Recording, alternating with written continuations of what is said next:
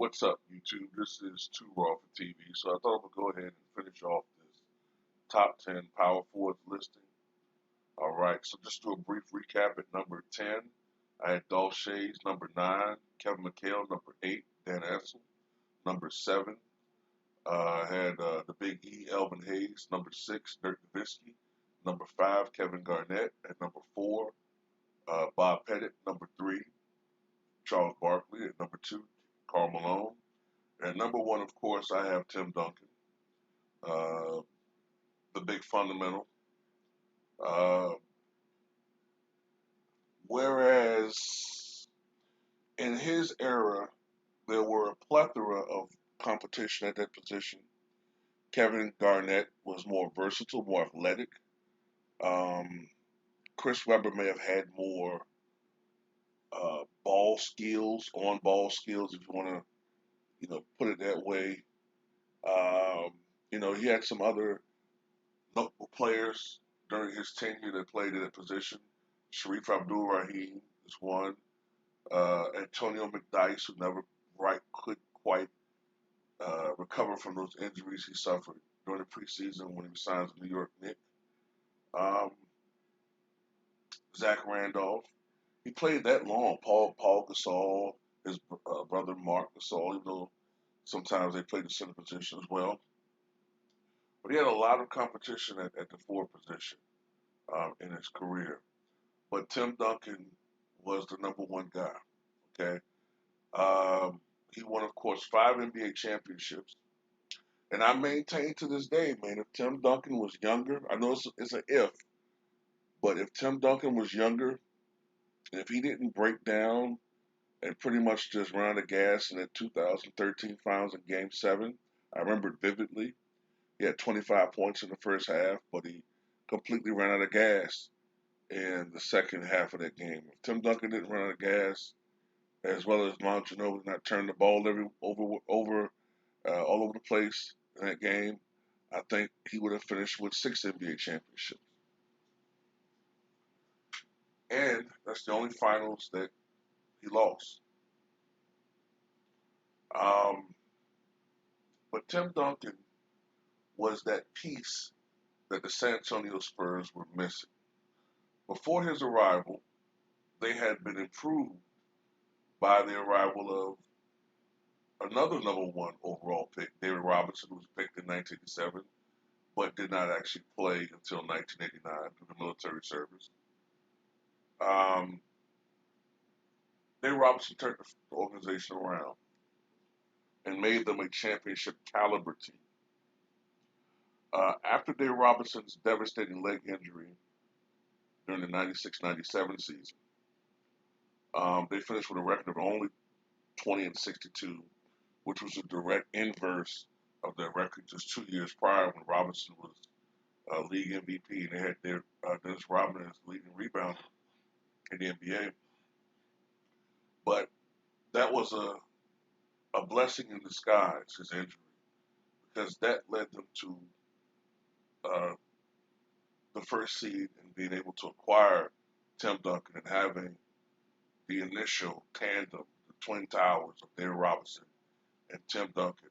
And because Tim Duncan honored his dying mother's wish, I think it was one day before she died of breast cancer, where she implored him to finish his college education.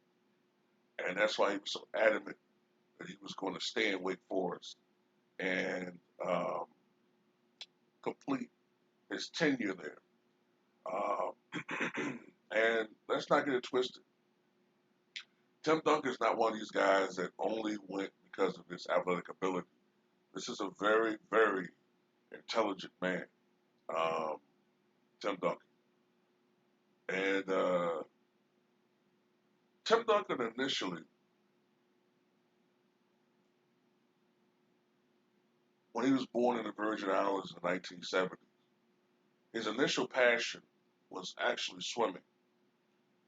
I think he had an older sibling, a sister, that was an Olympic level swimmer, and he also aspired to be that. But the tragedy befell his town when devastating Hurricane Hugo flattened the Virgin Islands back in September of 1989, and it destroyed the swimming pool that he had been using to train. And he was very loath to swim in the ocean in training because of his fear of sharks. So he stopped. But this is when his interest in basketball began. Now, at this time, Tim Duncan was only 14 years old, but that's kind of late to begin playing a sport like basketball. It's rather late. But it kind of reminds me of Elijah Wan, though. Elijah Wan was also a guy that started playing basketball at, I think, 14 years of age, too, somewhere in that range. Initially, Tim Duncan, look, he didn't take to it like a fish out of water. He was awkward, even though he was big, 6'11", 200 and probably 30 pounds or so at the time. He was big, but he was well, actually at 14, I don't think he was 6'11", probably more like 6'9", 6'8". But he was big, but he was awkward and clumsy. But ultimately, through sheer hard work and repetition, Tim Duncan became a dominant um, basketball player. He was dominant in high school, and he went on to be a dominant player in Wake Forest, and he helped to make Wake Forest a powerhouse in the ACC. And although he never won a championship in college, he, along with others, other players that played along with him, alongside him, I think Josh Childress was one of them earlier on. They helped to put Wake Forest on the map. It was Tim Duncan that really, uh, from my recollection, he was the star of college basketball from '96 to '97.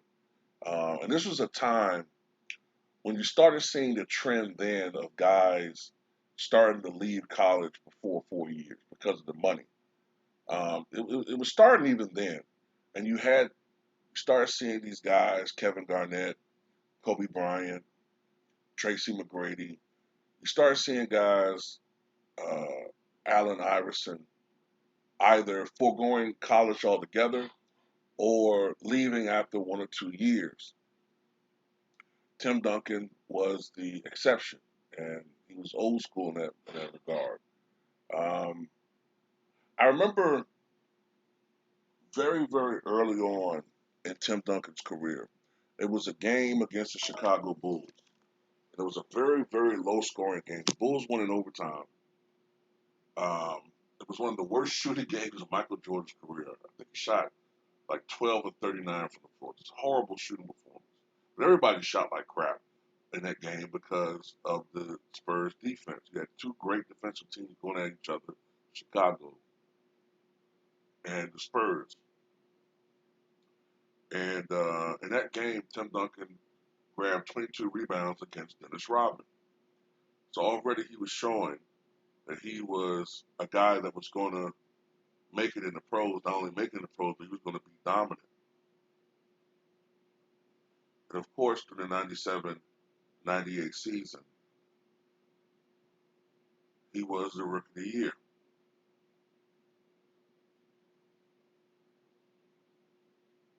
Now, unlike other videos, I'm kind of going year to year. I want to make this a little bit shorter. So basically, after his rookie year, that's when you had that shortened season, the 50 game schedule.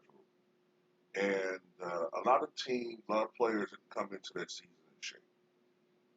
San Antonio did, okay? For the most part, their players came into the season shape, in great shape. It's not their fault that other teams didn't prepare for the season. They had the best record in the NBA as well as with the Utah Jazz. They had both had a record of 37-13.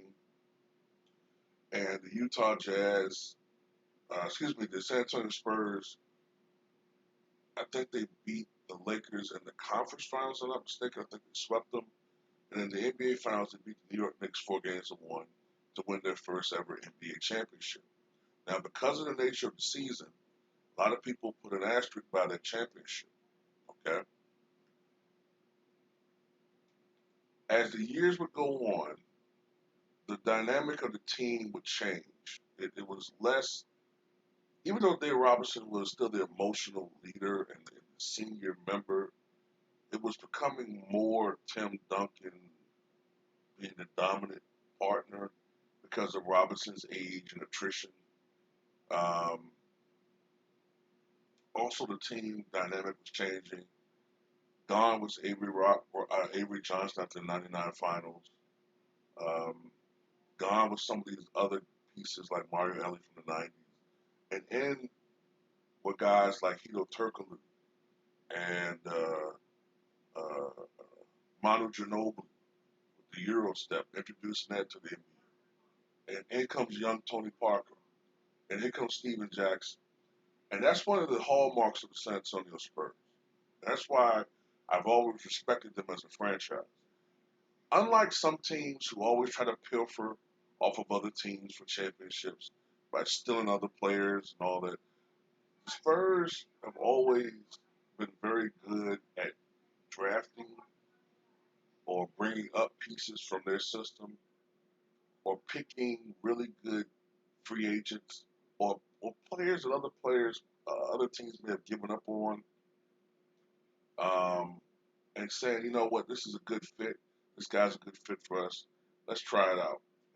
And more often than not, it worked. Um, Even though I'm praising Tim Duncan, the Spurs organization plays a part in this as well as Greg Popovich, of course. In 2003, during that season, ultimately they won another championship. It was their second championship, and this time there was no asterisk by it. In the NBA Finals, they beat the New Jersey Nets 4 games to 2. In 2005, one of the greatest NBA Finals I've ever seen. If you actually like watching defensive era basketball, the San Antonio Spurs outlasted the formidable Detroit Pistons 4 games to 3. I think Detroit actually blew a lead in that game 7, but ultimately the Spurs won the championship, and it was their third NBA championship. It was by this time, a year after Karl Malone's retirement, that you began to hear uh, Tim Duncan be referred to as the greatest power forward ever. He just added to his legacy. Um, in 2007, they blew away the Cavaliers in the finals 4 games to 0. And it looked like for a while, and I think that was probably their best actual team. Tim Duncan was still close to his prime at the time. I think he was 33. No, he was 32. So he was still close to his prime. Manu Ginobili was in his prime. Tony Parker was in his prime. I think that's the team that had Bruce Bowen and other pieces as well. Um, and that's the thing about the Spurs. Most teams have dips. Like even if they've won a lot of championships, they'll have a year or two when they're missing the playoffs or they don't, they're having a down year.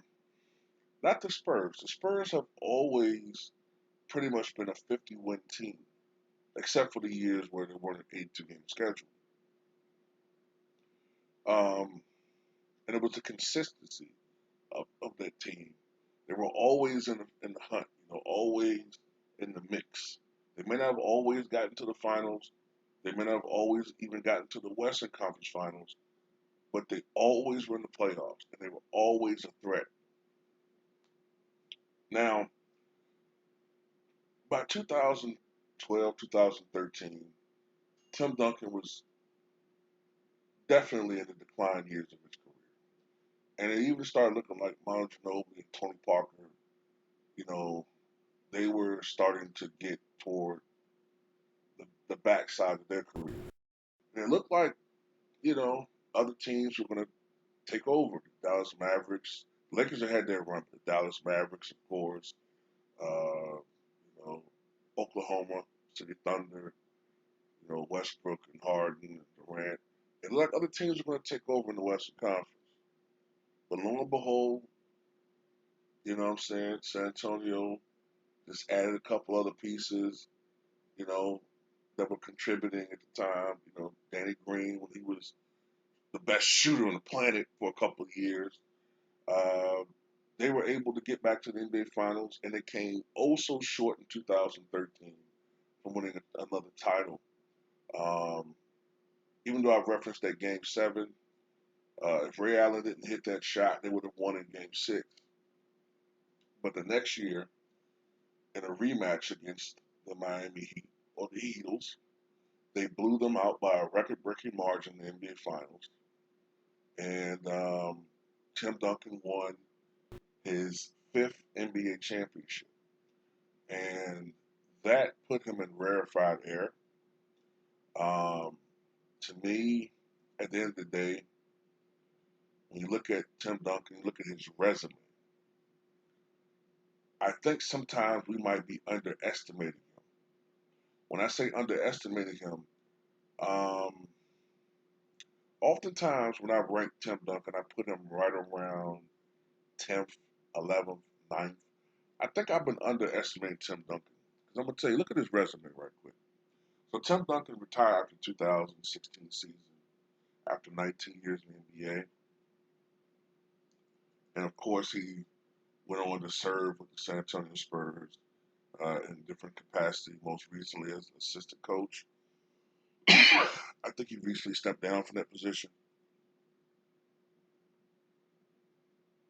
When you look at Tim Duncan and his game for a second before I go to numbers, he was a guy that was a strong low post scorer. Okay, um, Carmelo was not necessarily a strong low post scorer. Tim Duncan had a mid range game. Tim Duncan's the last guy I can think of that really shot the bank shot. You know what I'm saying? Um, Even toward the end of his career, he even started, even though he really didn't take it a lot, he even sometimes would show you that he could occasionally knock down a shot from 3 point range, but that wasn't really his game. He was a great rebounder. Now, I don't believe he ever led the NBA in rebounding, but he usually was in the top 3 or 4 in that category. Usually somewhere around 11 and a half, 12 and a half rebounds per game. He was a really good shot blocker. Once again, I don't think he ever led the league in shot blocking, but he was always in that top 3 or 4 category. Okay, strong defensive player. Um, I also, I gotta say, he really sacrificed his game. Even though I think he scored over 26,000 points because of his longevity, he could have scored a lot more than that. But he sacrificed his game for the titles. This is a guy that, you know, wanted to win. So we look at his resume. He's a 5 time NBA champion, of course, 3 time NBA Finals MVP, 2 time NBA Most Valuable Player, a 15-time NBA All Star. He was a 2000 NBA All Star Game MVP, a 10-time All NBA First Teamer, a 3 time All NBA Second Teamer, 2 times All NBA Third Team, 8 times NBA All Defensive First Team, 7 time NBA All Defensive Second Team. He was 1997-98 Rookie of the Year. He was on the 97-98 All Rookie First Team. He was the NBA Teammate of the Year 2014-2015. His number 21 is retired by the San Antonio Spurs. He was the USA Basketball Male Athlete of the Year in 2003, the Sports Illustrated Sportsman of the Year 2003, the Consensus National College Player of the Year in 1997, 2 time Consensus First Team All American in 96 97, the Chip Hilton Player of the Year in 97, the NCAA Rebounding Leader in 1997, 3 time NABC Defensive Player of the Year in 95 through 97, twice ACC Player of the Year 96 and 97, 3 time First Team All ACC 96 and 97. Now his number 21 is also retired by the Wake Forest Demon Deacons. For his career, he averaged 19 points a game, 10.8 rebounds, 3.0 assists per game. Those numbers are really hurt by his longevity because I think when he was in his prime, his averages were more around 22 points, 12 rebounds, 3.5 assists, if I'm not mistaken.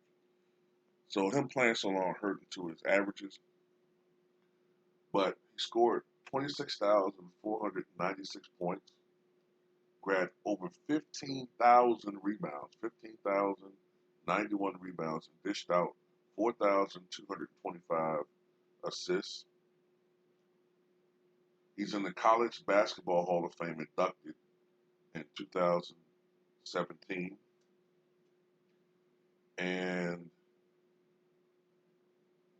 he won the bronze in Athens in 2004. It wasn't his fault, you know what I'm saying? Um, wasn't his fault that he didn't win the Olympic gold that year. And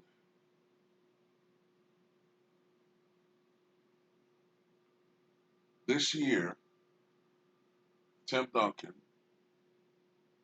along with Kevin Garnett and the late Kobe Bryant, will be inducted into the Naismith Memorial Basketball Hall of Fame.